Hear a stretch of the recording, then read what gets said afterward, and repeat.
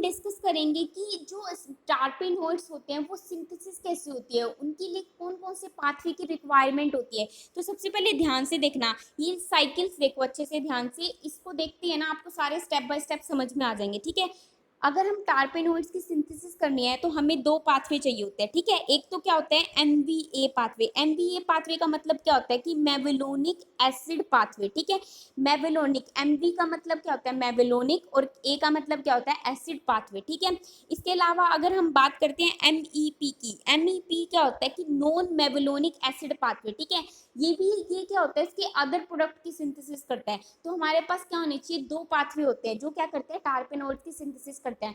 कौन से होते हैं, एक तो मेवेलोनिक एसिड पाथवे और एक नॉन मेवेलोनिक एसिड पाथवे। ठीक है, अगर हम मेवेलोनिक एसिड पाथवे की बात करते हैं तो मेवेलोनिक एसिड पाथवे की सिंथेसिस के लिए हमें क्या चाहिए, 3 एसिटाइल कोएंजाइम चाहिए। 3 एसिटाइल कोएंजाइम। एसिटाइल कोएंजाइम बनता कहाँ है, कोई ऐसा पाथवे जो आपको पता हो कि जिसमें एसिटाइल कोएंजाइम की सिंथेसिस होती है। सिंपल 11th-12th में पढ़ा आप लोगों ने, एसिटाइल कोएंजाइम की सिंथेसिस कितने होते हैं। चलो सिंपल बता दो कि एसिटाइल कोएंजाइम कितने कार्बन कंपाउंड्स हैं। जो एसिटाइल को जो कार्बन, हाँ, जो एसिटाइल कोएंजाइम है वो कैसा कार्बन कंपाउंड है, 2 कार्बन कंपाउंड है। और हमेशा ध्यान रखना जो एसिटाइल कोएंजाइम है वो कब बनता है, जब लिंक रिएक्शन होती है, ग्लाइकोलिसिस से पायरुवेट की सिंथेसिस होती है। वो पायरुवेट क्या करता है कि साइटोप्लाज्म से कहाँ जाता है, माइटोकॉन्ड्रिया के मैट्रिक्स के अंदर जाता है। तो ये लिंक रिएक्शन क्या होता है, तब किसकी सिंथेसिस होती है, 2 एसिटाइल कोएंजाइम की। आप लोगों को ध्यान आ रहा हो तो वो एसिटाइल कोएंजाइम क्या करता है कि किसके अंदर जाता है, क्रैब साइकिल के अंदर जाता है। तो ये जो एसिटाइल कोएंजाइम है ये क्या होता है, एज ए प्रीकर्सर की तरह काम करता है। प्रीकर्सर का मतलब होता है कि स्टार्टिंग पॉइंट है इस साइकिल का। ठीक है, मेवेलोनिक एसिड की अगर हमें साइकिल चलानी है, हमें सेकेंडरी मेटाबोलाइट्स बनाने हैं।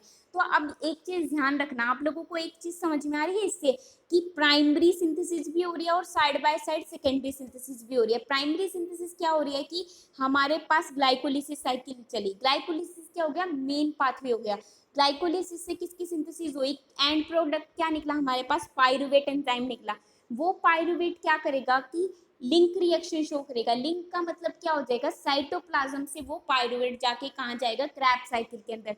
तो ये क्या हो गया हमारे पास, प्राइमरी मेटाबोलाइट, प्राइमरी सिंथेसिस हो रही है। अगर हम सेकेंडरी मेटाबोलाइट्स की बात करें तो वो एसिटाइल कोएंजाइम क्या होता है, सेकेंडरी पाथवे में भी हेल्प करता है। सेकेंडरी पाथवे का मतलब क्या हो जाएगा, जो 3 एसिटाइल कोएंजाइम है, मतलब एक एसिटाइल कोएंजाइम में कितने कार्बन होते हैं, 2 कार्बन होते हैं। तो 3 में कितने कार्बन की सिंथेसिस होगी, 6।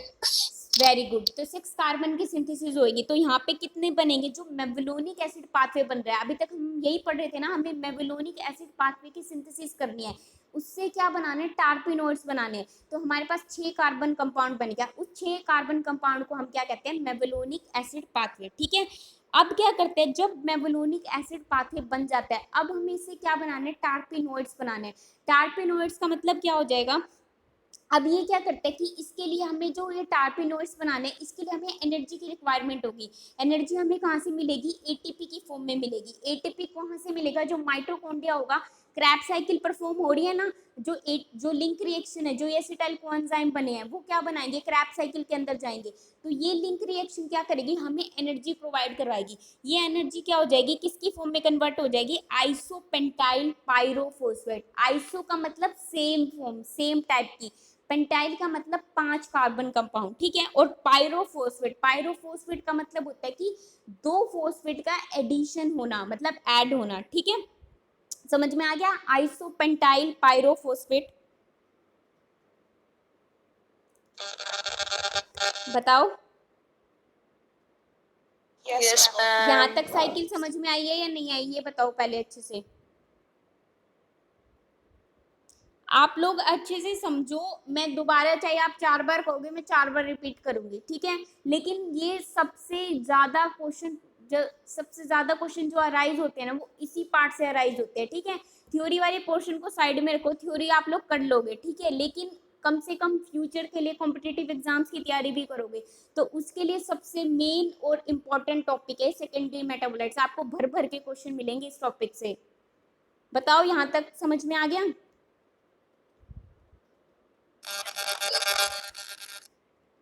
अब देखो यहाँ से क्या हुआ, जो मेबेलोनिक एसिड पाथवे है इसमें क्या क्या है, इसने की पायरोफोस्फेट, जब हमारे पास जो प्रोडक्ट बन रहा है वो कैसा बन रहा है, आइसोपेंटाइल पायरोफोस्फेट। पेंटाइल का मतलब होता है 5, तो हमारे पास तो 6 कार्बन थे, 6 कार्बन से जब 5 कार्बन पे आया तो क्या हुआ कि एक कार्बन क्या होगा, रिलीज होगा। एक कार्बन रिलीज होगा, वो किसकी फॉर्म में रिलीज होगा, ये ध्यान रखना, वो किस फॉर्म में रिलीज हो रहा है, डी कार्बोक्सिलेशन। डी कार्बोक्सिलेशन का मतलब CO2 रिलीज हो रही है। CO2 रिलीज होने का मतलब क्या हो गया, एक कार्बन क्या हो गया, रिलीज हो गया। ठीक है, इसके अलावा नेक्स्ट स्टेप क्या होता है कि इसी स्टेप के अंदर क्या होता है, डिहाइड्रेशन। डिहाइड्रेशन का मतलब क्या होता है, वाटर का रिलीज होना। सबसे पहला स्टेप क्या हो जाएगा, सबसे पहला स्टेप हो जाएगा हमारे पास पायरोफोस्फोराइलेट, पायरोफोस्फोराइलेशन। पायरोफोस्फोराइलेशन का मतलब क्या होता है कि दो फोस्फेट का एडिशन होना।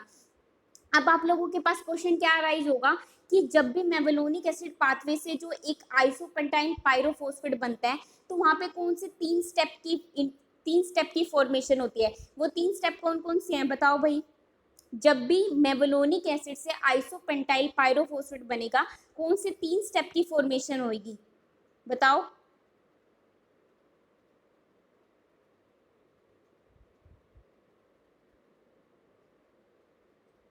सबसे पहले क्या बनेगा, पायरोफोस्फोराइलेशन। पायरोफोस्फोराइलेशन का मतलब क्या हो जाएगा कि दो फोस्फेट का एडिशन होगा। ठीक है, नेक्स्ट स्टेप क्या हो जाएगा, डी कार्बोक्सिलेशन। हमारे पास जो मेबेलोनिक एसिड है वो 6 कार्बन कंपाउंड है। अब हम क्या कर रहे हैं, 6 से 5 पे आ रहे हैं, आइसोपेंटाइल, पेंटाइल मतलब 5, तो आइसोपेंटाइल पायरोफोस्फेट। तो इसका मतलब क्या होगा, 6 से 5 बनना। 6 से 5 बनने का मतलब क्या हो जाएगा, एक कार्बन का रिलीज करवाना पड़ेगा। वो रिलीज किसके फॉर्म में होगा, डी कार्बोक्सिलेशन की फॉर्म में। डी कार्बोक्सिलेशन का मतलब CO2 रिलीज हो रही है। और क्या होगा, नेक्स्ट स्टेप क्या हो जाएगा, 3 स्टेप में थर्ड स्टेप क्या हो जाएगा, डिहाइड्रेशन। डिहाइड्रेशन का मतलब क्या हो जाएगा, वाटर मॉलिक्यूल्स रिलीज हो जाएगा। जितना भी जो ये सारा प्रोसेस चल रहा है कि हमारे पास एसिटाइल कोएंजाइम से मेबेलोनिक एसिड पाथवे बना, मेबेलोनिक एसिड पाथवे से आइसोपेंटाइल पायरोफोस्फेट बना। तो ये जितना भी स्टेप चल रहा है ये किसके अंदर चल रहा है हमारा, ये सारा का सारा साइटोसोल के अंदर। साइटोसोल का मतलब साइटोप्लाज्म के अंदर। ग्लाइकोलिसिस की सिंथेसिस किसके अंदर होती है, साइटोप्लाज्म के अंदर। पायरुवेट, पायरुवेट जो एंड प्रोडक्ट बनता है ग्लाइकोलिसिस का, वो क्या करता है, किसके साथ ज्वाइंट होता है, लिंक रिएक्शन में। क्रैब साइकिल कहाँ चलेगी, क्रैब साइकिल की सिंथेसिस हमेशा मैट्रिक्स में होती है। कौन से मैट्रिक्स में होती है, माइटोकॉन्ड्रिया मैट्रिक्स के अंदर। यहाँ तक समझ में आया, बताओ। यस। अब ये तो हमने अभी तक मेबेलोनिक एसिड पाथवे पढ़ा था। अब हम नेक्स्ट जो साइड में जो एक और पाथवे दिखा रखा है अब हम वो पढ़ेंगे। ठीक है, ये कौन सा पाथवे होता है, मैप पाथवे। मैप का मतलब क्या है कि जो नॉन मेबेलोनिक एसिड पाथवे से बनेगा उसको हम क्या कहते हैं, मैप पाथवे कहते हैं। अब ये जो मैप पाथवे होता है ये कहाँ पे होती है, क्लोरोप्लास्ट में। क्लोरोप्लास्ट में क्यों होगी, क्योंकि जो इसके प्रोडक्ट यूज होंगे वो कौन सी कहाँ पे यूज होते हैं, जो कि क्लोरोप्लास्ट में सिंथेसिस होती है। आप लोगों ने ग्लिसरल्डिहाइड 3 फॉस्फेट का नाम सुना है, ग्लिसरल्डिहाइड 3 फॉस्फेट, बताओ कौन। आप लोगों ने C3 साइकिल पढ़ी है, C3 साइकिल पढ़ी है, Calvin Melvin cycle. Calvin Melvin, mic off करो एक तो। आप लोगों ने केल्विन साइकिल नहीं पढ़ी 11th-12th में, मैम पढ़ी 11th में रेस्पिरेशन के चैप्टर में। हाँ रेस्पिरेशन के चैप्टर में। चीजों को इतनी जल्दी माइंड से है ना ऐसे वॉश आउट मत करो, बहुत काम आने वाली है हर चीज।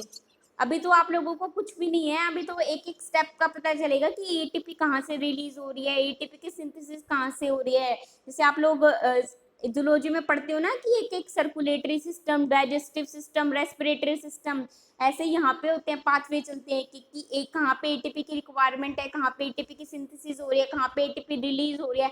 ये हर चीज ध्यान रखनी है आप लोगों को, रटनी नहीं है कि 3 एटीपी यहाँ बन गए, 2 एटीपी यहाँ बन गए।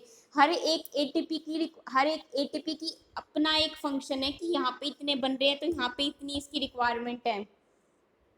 तो ग्लिसरल्डिहाइड 3 फॉस्फेट आप लोगों को मैं बता दूं ये फर्स्ट स्टेबल प्रोडक्ट होता है। ये क्या होता है, 3 कार्बन कंपाउंड्स होता है। ठीक है, जो कि किसके अंदर चलता है, C3 साइकिल के अंदर। अगर हम C3 साइकिल की बात करें तो C3 साइकिल कहाँ पे होती है, क्लोरोप्लास्ट के अंदर होती है। आप लोगों ने सिंपल सुना होगा, लाइट रिएक्शन डार्क रिएक्शन, दोनों रिएक्शन कहाँ पे होती है, थाइलाकोइड्स के अंदर होती है, ठीक है। इनसे जो प्रोडक्ट बनता है फोटोफोस्फोराइलेशन, नॉन फोटोफोस्फोराइलेशन, ठीक है, जो इनसे प्रोडक्ट बनेगा वो प्रोडक्ट का होता है जो मतलब जो NADPH और यहाँ पे ATP होता है उनको फिक्स किया जाता है, किसकी फॉर्म में, डार्क रिएक्शन की फॉर्म में फिक्स किया जाता है, ठीक है। पायरुवेट ये कौन सा है, ग्लाइकोलिसिस साइकिल का पायरुवेट है, जो कि लास्ट में जो एंड प्रोडक्ट बनता है, ठीक है। ये दोनों जब ज्वाइन होंगे तो क्या बनता है, हमारे पास मैप पाथवे बनता है, ठीक है। जैसे हमने एसिटाइल कोएंजाइम से क्या बनाया था, मेबुलोनिक एसिड पाथवे बनाया था, ऐसे ही क्या होता है कि जो मैप पाथवे किससे बनता है, ग्लिसरॉल्डिहाइड 3-फॉस्फेट और किससे बनेगा, पायरुवेट से।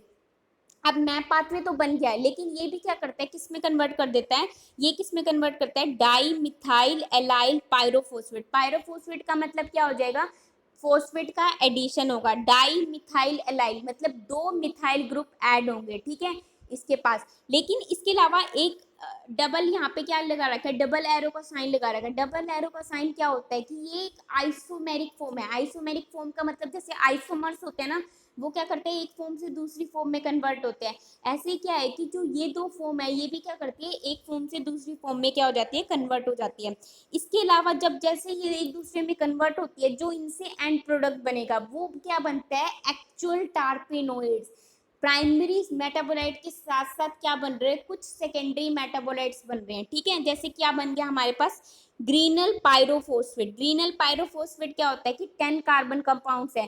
10 कार्बन कंपाउंड्स को हम क्या कहते हैं, मोनोटर्पीन्स, ठीक है, अभी बताया था ना मैंने। इसके अलावा फेरेनेंशियल पायरोफोस्फेट। फेरेनेंशियल पायरोफोस्फेट क्या होता है, सेस्क्यूट्रिपिन। सेस्क्यूट्रिपिन क्या होता है कि जो कि क्या होता है, 15 कार्बन कंपाउंड होता है, जिसके अंदर 15 कार्बन प्रेजेंट होते हैं। अब आप लोगों के पास क्वेश्चन आएगा कि सेस्क्यूट्रिपिन कितने कार्बन कंपाउंड है, या फिर ये भी पूछ सकते हैं कि फेरेनेंशियल पायरोफोस्फेट कितने कार्बन कंपाउंड है, या फिर ये पूछेंगे आप लोगों से कि मैप पाथवे में कितनी एटीपी की रिक्वायरमेंट हो रही है, कौन कौन से स्टेप पे डिहाइड्रेशन हो रहा है, कौन कौन से स्टेप पे फोस्फोराइलेशन हो रही है, कौन कौन से स्टेप पे पायरोफोस्फोराइलेशन हो रही है, डीकार्बोक्सिलेशन हो रही है। ये छोटे छोटे क्वेश्चन अराइज होंगे, ठीक है। अब हमारे पास क्या होते हैं, हम इससे डिफरेंट डिफरेंट टर्पेनोइड्स की यूनिट्स बना देते हैं, जैसे मोनोटर्पिन, डायटर्पिन, पॉलीटर्पिन्स। पॉलीटर्पिन्स क्या होता है, जैसे कि रबड़ बनती है, रबड़ आप लोग सुनते हो ना, रबड़ सिंथेटिक रबड़ बनती है। तो ये किससे बनती है, बहुत सारी पॉलीमर्स की यूनिट क्या होती है कि ज्वाइंट होती है। जैसे मैं आप लोगों को बता रही थी ना कि एक क्या होता है, एक साथ बहुत सारी यूनिट ज्वाइन होगी, जैसे ग्लूकोज की बहुत सारी मोइटी ज्वाइन होती है, तो वो क्या बनाते हैं, एक आइसोप्रिन यूनिट बनाते हैं। ऐसे ही क्या होता है, जब भी टार्पेनोइड्स की सिंथेसिस करनी है वो हमारे ऊपर डिपेंड करती है हमें कैसा प्रोडक्ट बनाना है, मोनोटर्पिन बनाना है, डाइटर्पिन्स बनाना है या पॉलीटर्पिन्स बनाना है। पोली का मतलब क्या होगी, एक साथ बहुत सारी यूनिट ऐड होंगी। मोनो का मतलब क्या हो जाएंगी, सिंगल 2 यूनिट ऐड होंगी। ट्राई का मतलब क्या हो जाएंगे, 3 यूनिट ऐड होंगी। यहाँ तक समझ में आया पाथवे, बताओ, एक बार रिवाइज करवाना है,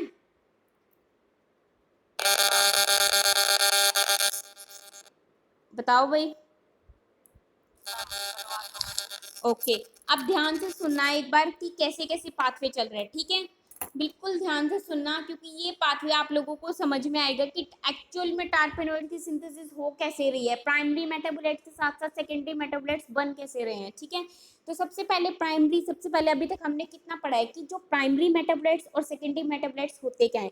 प्राइमरी जो मतलब एक्चुअल क्या करते हैं, किसी भी प्लांट की ग्रोथ और डेवलपमेंट में हेल्प करते हैं, उनको हम क्या कहते हैं, प्राइमरी मेटाबोलाइट्स, ठीक है। लेकिन उनके साइड बाय साइड कुछ ऐसे मेटाबोलाइट्स की सिंथेसिस भी होती है जो कि क्या करते हैं कि जब स्ट्रेस कंडीशन होती है तब रिलीज होती है। उन मेटाबोलाइट्स को क्या कहते हैं, हम सेकेंडरी मेटाबोलाइट्स कहते हैं। अब हम लोगों ने प्राइमरी और सेकेंडरी का डिफरेंस तो देख लिया, तो सबसे पहले अगर हम सेकेंडरी मेटाबोलाइट्स की बात करें तो वो कौन कौन से होते हैं, टार्पेनोइड्स हो गए, जैसे टार्पेनोइड्स हो गए, उसके अलावा कौन कौन से हो गए, जैसे फ्लेवेनोइड्स हो गए, ग्लाइकोसिलोनेट्स हो गए, एल्कलॉइड्स हो गए। तो ये क्या होते हैं, सेकेंडरी मेटाबोलाइट्स, जो कि कब रिलीज होंगे, स्ट्रेस कंडीशन में रिलीज होते हैं, ठीक है। उसके बाद हम लोगों ने क्या पढ़ा है कि टार्पेनोइड्स एक्चुअल में होते क्या हैं, तो ये क्या होते हैं कि आइसोप्रीन यूनिट होते हैं। अगर हम आइसोप्रीन यूनिट की बात करें तो इनमें क्या आता है कि एक डिफरेंस आता है। अगर हम सिंपल सबसे पहले आइसोप्रीन यूनिट की बात करें तो वो क्या होता है कि 5 कार्बन कंपाउंड होते हैं, C5H8, ठीक है, सिंपल। लेकिन अगर हम थोड़ा सा डिफरेंस की बात करें तो ये क्या होते हैं, दो टाइप के होते हैं, एक तो टार्पेनोइड्स, एक तो टर्पीन्स होता है, और एक क्या होता है कि टार्पेनोइड्स। टर्पिन्स और टर्पिनोइड्स, क्या डिफरेंस होता है? अगर टर्पिन्स की बात करें तो ये क्या होता है, सिंपल C5H8 कार्बन कंपाउंड है। लेकिन अगर हम टर्पिनोइड्स की बात करते हैं तो उनमें क्या होता है कि नोइड का मतलब एक ऑक्सीजन कंटेंट प्रेजेंट है। हाँ जी, कोई प्रॉब्लम है क्या?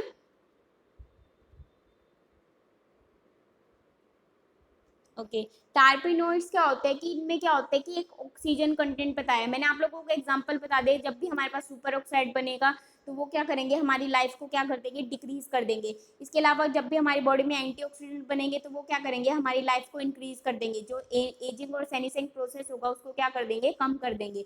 कम करने का मतलब क्या हो जाएंगे कि हमारी जो लाइफ होगी वो बढ़ जाएगी। इसके अलावा अब हम देखते हैं कि बायोसिंथेसिस पाथवे, बायोसिंथेसिस का मतलब क्या है कि एक्चुअल में टर्पेनोइड्स की सिंथेसिस हो कैसे रही है। तो इसके लिए क्या होता है, दो पाथवे होते हैं, एक तो होता है मेबेलोनिक एसिड पाथवे और एक होता है नॉन मेबेलोनिक एसिड पाथवे।